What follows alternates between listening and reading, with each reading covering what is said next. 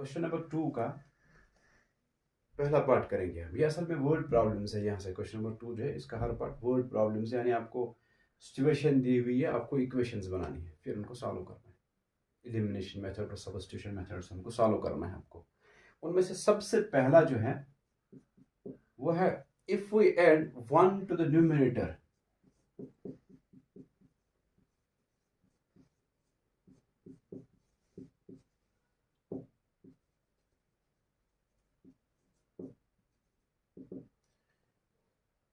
If we add 1 to the numerator, यहां से आ गए फिर numerator, and subtract 1 from the denominator. अगर हम 1 करेंगे ऐड न्यूमरेटर को और सब्ट्रैक्ट करेंगे डिनोमिनेटर में से 1, तो हमें जो फ्रैक्शन आएगा वो 1 के बराबर आएगा। फ्रैक्शन रिड्यूसेस टू 1, फ्रैक्शन 1 के बराबर आएगा। फिर इससे एक इक्वेशन बनेगी। फिर दूसरी सिचुएशन दी, it becomes 1/2 if we only add 1 to the denominator. अब अगर सिर्फ डिनोमिनेटर को 1 ऐड करेंगे तो आपका फ्रैक्शन जो है वो 1/2 बन जाएगा। 1/2 यानी सिर्फ आपको दूसरे केस में डिनोमिनेटर को आपको ऐड करना है 1, न्यूमरेटर को रखना है एज इट इज, जैसे न्यूमरेटर आपने रखा होगा, जो है न्यूमरेटर आपका। तो उस वक्त आपका फ्रैक्शन जो है वो आएगा, वो बन जाएगा 1/2। फ्रैक्शन क्या है वो नहीं दिया है, हमें लास्ट में बताना है कि फ्रैक्शन क्या होगा। फ्रैक्शन का मतलब p/q शेप में नंबर। तो पता चला हमें पहले फ्रैक्शन का न्यूमरेटर और फ्रैक्शन का डिनोमिनेटर पहले सपोज करना है, लेट करना है। हम ये कहेंगे let the numerator of the fraction, उस फ्रैक्शन का जो न्यूमरेटर है उसको हम x नाम रखते हैं, वो x/y रखते हैं। मेरा न्यूमरेटर उसका x है और डिनोमिनेटर हम उसको y रखते हैं। ठीक है, तो फ्रैक्शन x/y आएगा। फ्रैक्शन जो आपके पास आएगा वो आएगा x/y। इसका मतलब x और y आपको निकालना है, xy ढूंढना है। बस जो xy आएगा वही फ्रैक्शन है। इसके लिए इसने सिचुएशंस दी हुई है। सबसे पहले क्या कह रहा है, अगर हम ऐड करेंगे 1 न्यूमरेटर को, यानी x/y है अब आपका फ्रैक्शन, इस फ्रैक्शन को, फ्रैक्शन के न्यूमरेटर को अगर हम वर्ड ऐड करेंगे 1, x इसका न्यूमरेटर है उसको हम 1 ऐड करेंगे, and subtract 1 from the denominator. और डिनोमिनेटर जो है जिसको आपने y रखा है, जिसका नाम आपने y रखा है, उसमें से हम सब्ट्रैक्ट करेंगे 1। आपने जो सपोज किया ना, न्यूमरेटर x रखा और डिनोमिनेटर उसका y रखा, तो उस वक्त फ्रैक्शन x/y है। लेकिन अब ये कह रहा है अगर आप x को ऐड करोगे 1 और y को सब्ट्रैक्ट करोगे 1, तो आपका ये जो फ्रैक्शन है वो बराबर आएगा, वो बराबर आता है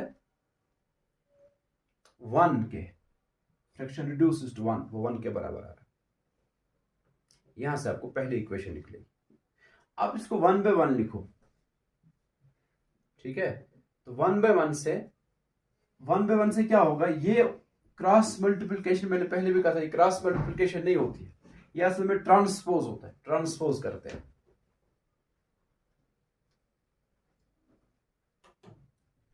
हम असल में ये ट्रांसपोज करते हैं, 1 को यहां लेते हैं, 1 यहां डिवाइड है, यहां मल्टीप्लाई हो जाएगा।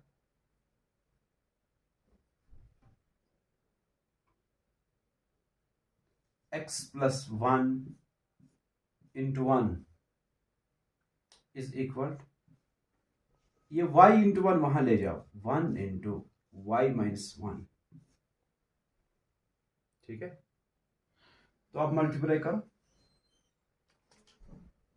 1 x के साथ,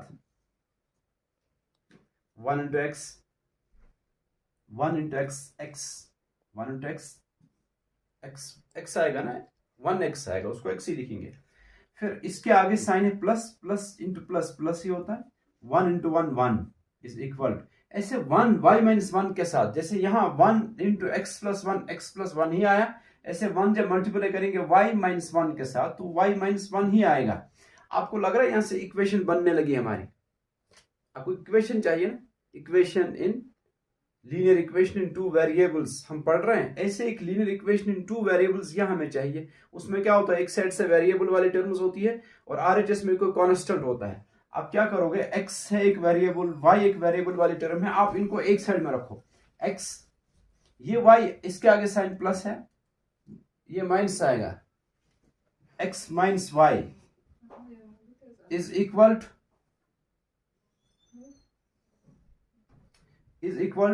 ये जो यहाँ 1 है +1, इसको वहां ले जाओ। यहां ये -1 जो है ये y में लेके आया हूं इधर, ये -1 ऐसे रहेगा। अब ये +1 वहां ट्रांसपोज करेंगे, ये -1 बनेगा। ठीक है, तो x minus y is equal to -1 -2।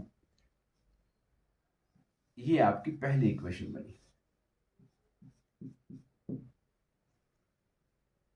समझ गया, पहली इक्वेशन ये बनी आपकी।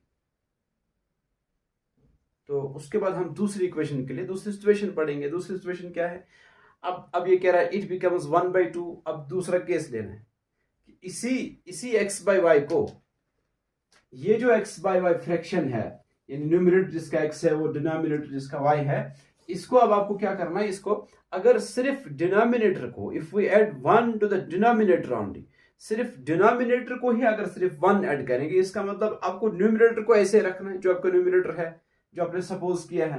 यानी फ्रैक्शन जो x/y है उसमें सिर्फ एक चेंज अगर आप करेंगे, अगर उसके डिनोमिनेटर में से आप डिनोमिनेटर में से 1 को सब्ट्रैक्ट करेंगे तो जो फ्रैक्शन है वो 1/2 के बराबर आएगा। तो आपको उस वक्त ये जो फ्रैक्शन है, जो x/y जिसका आपने नाम रखा, जिसको अपने x/y कह रहे हैं, उसके डिनोमिनेटर में जब 1 को सब्ट्रैक्ट करेंगे तो आपको वो फ्रैक्शन बराबर आएगा 1/2 के। यहां से आपको दूसरी इक्वेशन बनेगी। ठीक है, यहां भी 2 यहां ट्रांसपोज करो, 2 इन यहां डिवाइड है, यहां मल्टीप्लाई हो जाएगा, 2x is equal 1/y minus 1 को वहां ले जाओ, y1 इंटू y माइनस 1। ठीक है, 2x तो 2x ये is equal 1 into y minus 1 के मल्टीप्लाई करने से ऐसे आएगा, कोई फर्क नहीं पड़ता है, y माइनस 1 ही आएगा। फिर इसको इक्वेशन बनाने के लिए, यही इक्वेशन है, लेकिन इसको थोड़ा सा स्टैंडर्ड फॉर्म में लिखने के लिए हम वेरिएबल टर्म्स एक साइड में लिखते हैं। तो आप 2x, ये y यहां प्लस है, इसके आगे साइड प्लस है, इसको ट्रांसपोज करो, ये -y इज इक्वल टू यहां -1 ऐसे रहेगा। दूसरी इक्वेशन आपकी ये बनी।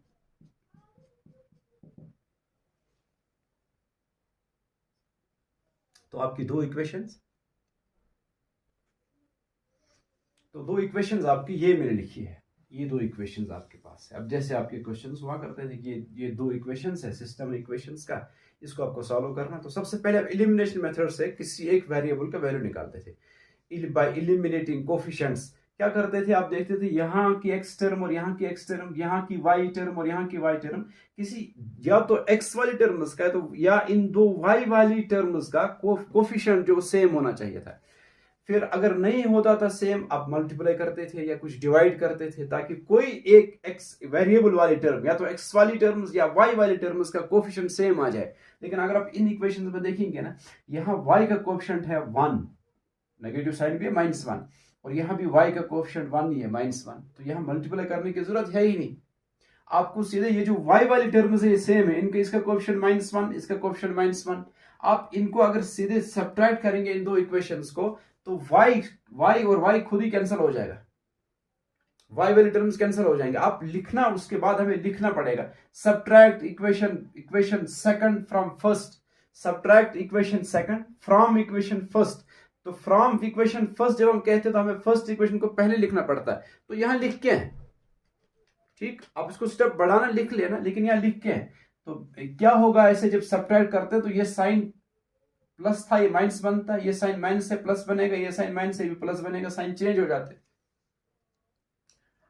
अब देखो इसके आगे साइन है प्लस 1x माइनस 2x, एक प्लस है दूसरा माइनस है, साइन अपोजिट है तो सेपरेट हो जाएंगे। 2x में से 1x सेपरेट होगा, 2x में से 1x सेपरेट होगा, तो 1x ही आएगा, 1 लिखा नहीं जाता है। लेकिन 2 नेगेटिव है, 2x के आगे नेगेटिव साइन है और 2 ही बड़ा है, इसलिए नेगेटिव साइन ही आएगा, -1x आएगा। 1 तो लिखा नहीं जाता, -x आएगा। आप समझ गए ना, ये नेगेटिव साइन, ये पॉजिटिव साइन है, इसी का रहेगा, इसलिए कि 2 बड़ा है। तो माइनस साइन रहेगा यहां। फिर ये देखो माइनस वाई प्लस वाई यानी minus 1y plus 1y cancel हो जाएगा, 0 बन जाएगा। सेम टर्म्स, कोएफिशिएंट भी सेम है, वेरिएबल भी सेम है, एक पॉजिटिव है दूसरा नेगेटिव, तो कैंसिल हो जाता है, 0 आ जाता है। तो माइनस एक्स ही रहेगा इज इक्वल, यहां देखो -2 अभी +1 है, एक नेगेटिव है दूसरा पॉजिटिव है, तो ये भी सब्ट्रैक्ट हो जाएंगे। 2 माइनस 1 आएगा, फिर साइन रहेगा बढ़ेगा, जैसे यहां हुआ नेगेटिव साइन, -1 आएगा, फिर दोनों तरफ से माइनस है, कैंसिल हो जाएगा, x इज इक्वल टू 1। अब ये x 1 के बराबर है, आप ये x का वैल्यू इन दो इक्वेशंस में से या तो इस इक्वेशन में या इस इक्वेशन में सब्स्टिट्यूट करो, आसान लगता है। अगर इसमें सब्स्टिट्यूट करेंगे आपको y का वैल्यू वहां से निकल आएगी, आप खुद करना इससे आगे, ठीक है। दूसरे क्वेश्चन का दूसरा पार्ट है, आप दूसरे एक वर्ड प्रॉब्लम है कि जहां से आपको दो सिचुएशंस दी हुई है, इसमें आपको दो इक्वेशंस बनानी है, फिर उन दो इक्वेशंस को सॉल्व करना है। क्या है, ये एज दी हुई है, दो एज नहीं दी है, एज की रिलेशन दी हुई है दो लड़कियों की, ठीक है, दो गर्ल्स है, उनकी एज की रिलेशन दी हुई है। आपको वहां से ढूंढना है कि प्रेजेंट एज उनकी क्या है। आपको जो ढूंढना होता है प्रेजेंट एज आपको ढूंढना है, तो आपको सपोज वही करना पड़ता है। प्रेजेंट एज क्या है नूरी की, प्रेजेंट एज क्या है सोनू की, वो आपको चाहिए। इसने क्या कहा, इसने पहली सिचुएशन में कहा है कि नूरी जो 5 years ago Noori was thrice as old as Sonu, 5 साल पहले जो नूरी की एज थी वो सोनू से 3 times ज्यादा थी। फिर इससे एक इक्वेशन बनेगी। फिर दूसरी सिचुएशन दी है कि after 10 years later Noori will be thrice as old as Sonu. अब जो नूरी होगी 10 साल के बाद वो ट्वाइस होगी, will be twice as old as Sonu, वो उसकी एज डबल होगी 10 years आफ्टर। ये दो सिचुएशंस दी है। आपको क्या चाहिए कि फाइंड द प्रेजेंट एज। ये असल में लीनियर इक्वेशंस इन टू वेरिएबल्स की एप्लीकेशन है कि क्या किस किस जगह यूज होता है। तो आपको एज निकालने में यहां फायदा देगा ये, ठीक है। दो स्टूडेंट्स का, दो गर्ल्स का, या दो आदमियों का एज 5 साल पहले की उनकी रिलेशन दी हुई है, 10 साल बाद की उनकी रिलेशन दी हुई है, तो आप उनकी एज निकाल सकते हो, ठीक है। लीनियर इक्वेशन टू वेरिएबल्स, वो सिस्टम को सॉल्व करके आप उनकी एज निकाल सकते हो, समझ गए। ये एप्लीकेशन होती है। यह एप्लीकेशन कहाँ हम अप्लाई कर सकते हैं इसको जो हम पढ़ रहे हैं, समझ में आ रही। तो हमें प्रेजेंट एज, पहले आपको प्रेजेंट एज ही चाहिए इनकी। तो हम सपोज करेंगे let Noori's age, let the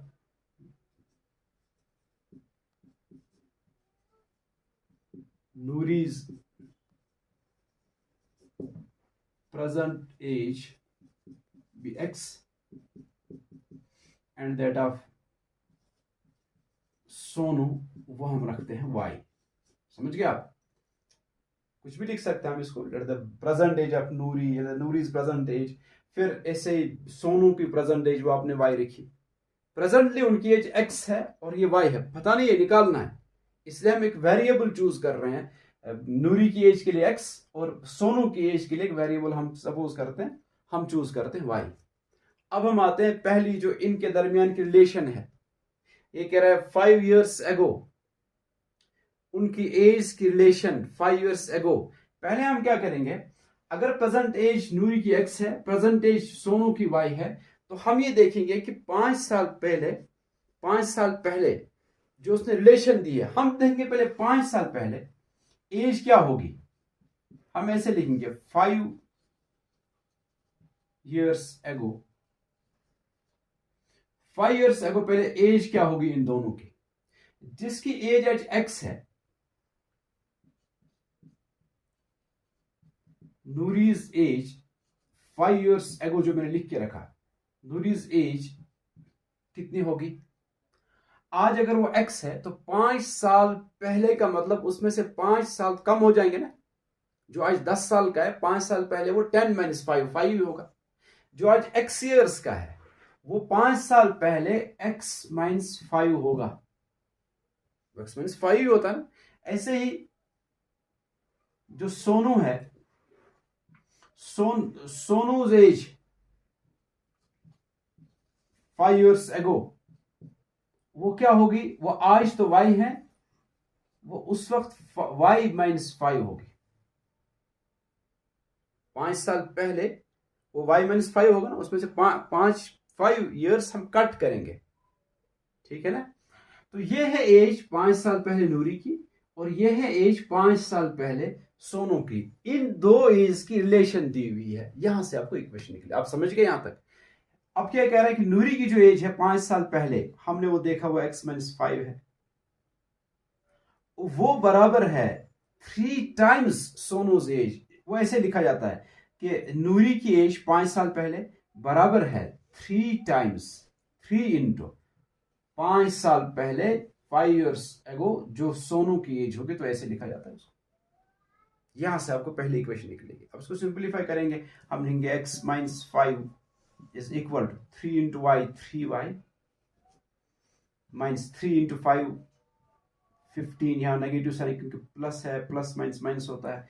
फिर मैंने आपको बताया कि ये इसमें आप x वेरिएबल वाले टर्म्स को एक साइड से रखते हैं, स्टैंडर्ड फॉर्म में लिखेंगे लीनियर इक्वेशन इन 2 वेरिएबल्स को जिस तरह लिखा जाता है कि वो वेरिएबल वाले टर्म्स एक साइड में होती है। आप 3y यहाँ लेके आएंगे, x अपनी जगह रहेगा, 3y के आगे प्लस है, यहाँ आएगा सब्ट्रैक्ट हो जाएगा -3y इज इक्वल टू, ये जो 5 है -5 वहां ले जाएंगे, लेकिन -15 ऐसे ही रहेगा क्योंकि 3y आपने यहां ट्रांसपोज किया ना। तो -15 ऐसे रहेगा, ये -5 आके माइनस है वहां प्लस बन जाएगा +5। तो x -3y इज इक्वल, अब ये -15 +5, एक माइनस है दूसरा प्लस है, सब्ट्रैक्ट हो जाएगा 15 में से 5 10, फिर साइन आएगा बढ़ेगा -10। ये आपकी पहली इक्वेशन बनेगी। अब जरा दूसरी इक्वेशन देखते हैं। दूसरी इक्वेशन के लिए दूसरी सिचुएशन देख, क्या है वो, 10 years later। अब 10 years later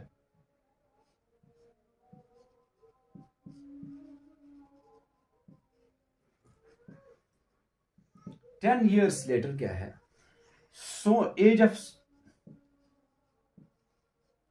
ऑफ नूरी की एज 10 years later मतलब है आज से। अगर प्रेजेंट एज x है, 10 साल के बाद अब एज क्या होगी, यानी 10 years उसमें ऐड हो जाएंगे। प्रेजेंटली x हमने रखी है उसकी एज x, 10 साल के बाद उसमें 10 साल ऐड हो जाएंगे, यानी वो x + 10 पहुंच जाएगा। तो 10 years later नूरी की एज x + 10 है। इस तरह age of Sonu 10 years later, 10 साल के बाद सोनू की एज क्या होगी। आज हमने प्रेजेंटली वो x है, वो 10 साल के बाद y + 10 है। अब ये जो है x + 10 यानी 10 साल के बाद, आज से 10 साल बाद, ठीक है ना, नूरी की एज और आज से 10 साल बाद जो सोनू की एज है, इनकी रिलेशन दी हुई है। क्या दिया है कि नूरी की जो एज है 10 साल बाद यानी x + 10 वो बराबर है ट्वाइस, ऐसे लिखा जाता है, is equal to twice age of Sonu. ये 10 साल बाद इन दोनों की जो एज है उनकी रिलेशन ये है, ठीक है। ये उसके बाद x + 10 is equal to multiply हो जाएगा 2 इंटू वाई 2y, फिर +2 इंटू 10 20। फिर वही के वेरिएबल वाले टर्म्स एक साइड में, x 2y इसके आगे प्लस है, यहां लेके आओ, -2y इज इक्वल टू 20 अपनी जगह रहेगा -10, ठीक है। यहां मैं लिखता हूं x -2y is equal to 20 - 10, वो तो है 10। तो आपकी दूसरी इक्वेशन ये बनी। पहली इक्वेशन क्या थी, वो पहली इक्वेशन में यहां लिखता हूं कि x -3y is equal to -10। इसको इक्वेशन फर्स्ट, ये इक्वेशन सेकंड। अब इन दो इक्वेशन को सॉल्व करना। यहाँ x सेम है, यहाँ x सेम है, आप सीधे को सब्ट्रैक्ट करो, ये x वाली टर्म्स खत्म हो जाएंगी, आपको y निकलेगा। फिर y का वो वैल्यू किसी एक इक्वेशन में सब्स्टिट्यूट, जिस तरह मैं दिखाता आया हूं, ये आप खुद करेंगे। यहाँ से आगे पहले एलिमिनेशन मेथड से y का वैल्यू, और आप सीधे इन दो इक्वेशन को सब्ट्रैक्ट करेंगे ना, ये खत्म हो जाएगा। ये नेगेटिव बनेगा, ये पॉजिटिव बनेगा, ये खत्म, और फिर -3y + 2y, वो -1y या -y इज इक्वल, ये दो भी -20 बन जाएगा। अभी देख लो करके, तो y का वैल्यू यहां से निकलेगा जिस तरह मैं दिखाता आया हूं आपको। फिर वो सब्स्टिट्यूट करेंगे किसी इक्वेशन में, x का वैल्यू निकलेगा, ठीक।